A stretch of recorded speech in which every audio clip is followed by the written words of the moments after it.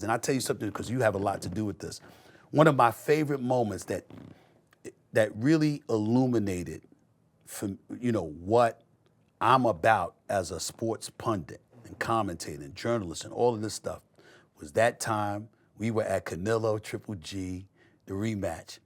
And I'm sitting here with my non-fighting ass self. Yeah. And I am debating with you and the Charlos. Right? And Errol Spence. I think Errol Spence was there. I think Errol Spence was there, but I know you and the Charlos were there, right? And I turned around and I went like this. So I'm talking and all of y'all started laughing because I was talking. And then I went like this. I said, hold up. Champion, champion, champion, champion. All of y'all undefeated. Right. And I'm the one arguing with y'all because all of y'all thought that Canelo had won the second fight. When you articulated it was the body shot, the body shot, he was tearing up Triple G's body. And I was like, oh no, no. And then I caught myself and I was like, undefeated champion, undefeated champion. Did that math real quick. And I was like, I might need to shut up here. You know what I'm saying? It's like, and the reason why I use that as an example is because I'm covering it, I'm chronicling it, but y'all know. Yeah, we live. You see what I'm saying? Yeah. And so because you know what my greatest appreciation is what I receive from great ones. My job to me is to articulate to the masses who don't have the access that I have to the great ones. You know what I'm saying? And that is what I try to I don't try to act like I'm that.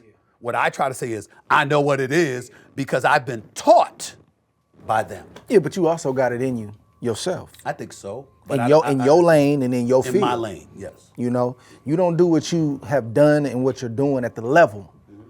You know, obviously, anybody can have a moment. But consistency is not talked about enough. Yeah. And to be at the level you've been at, you got to be different. You hear people say all the time, man, you can't compete well and have a fear of losing. Mm-hmm. What I do know about myself is I had a fear of losing. Right. And I don't know if the fear of losing was greater than my love of winning, but I do know they work for me. They both work for me. Yeah.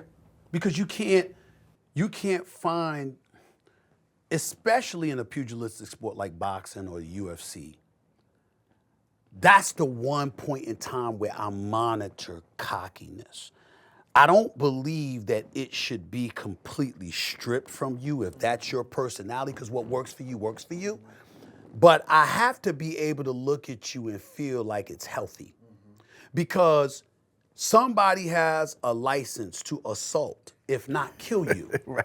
And if you can't exhaust every means and measure to be in the best, put yourself in the best possible position to be successful, I lose respect for you.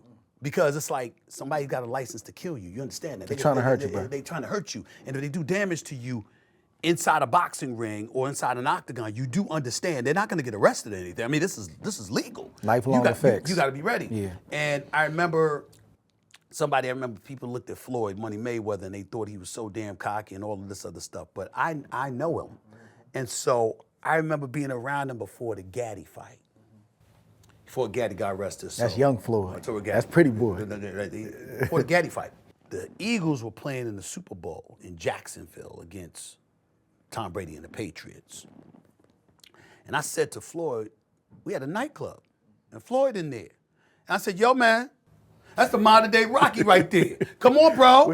Why you in here? And Floyd grabbed my arm, excuse my language, and he said, ain't no motherfucker with 6 losses gonna beat me. He said that?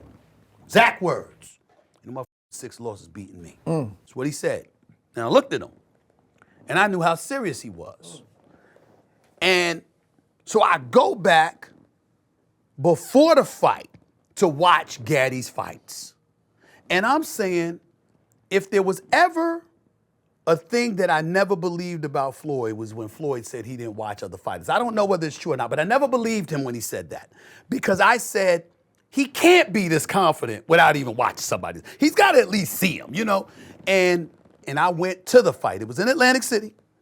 And he picked Gaddy apart. I mean, at one sequence, he hit him with like 6 straight fights. One of his best fights. He was magnificent. One of his best nights. And I just said to myself, okay, that's a healthy cockiness because what he was saying is, I know something you may not. Yeah. He wasn't saying, I'm this, I'm this, I'm that. He's saying, I know something you don't, which says to me, he prepared himself. But that's where the fear come in at too. Right.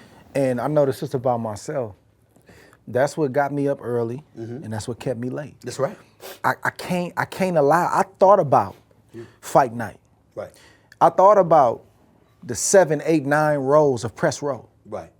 I thought about that. Yeah. And it wasn't just about the media, but y'all play a role in this too, because it's some stuff y'all saying, and I'm not saying people, you can have your opinion, I think he gonna lose with it, but it's the disrespect. It's that kind of stuff where I'm looking at y'all and I know, man, you got your laptop open. I see the light on your face and it's tonight the night. I thought about that. I thought about Sunday morning when I woke up and came to and realized, man, what happened last night? Right. Oh my God, I got beat. And I got to look at my wife and look at my kid. That's the kind of stuff that drove me. That was the fear. Especially in a sport like boxing. But that was the fear part though, that caused me to go to that level where. Man, you can lose a basketball game. You lose a football game. You get knocked out.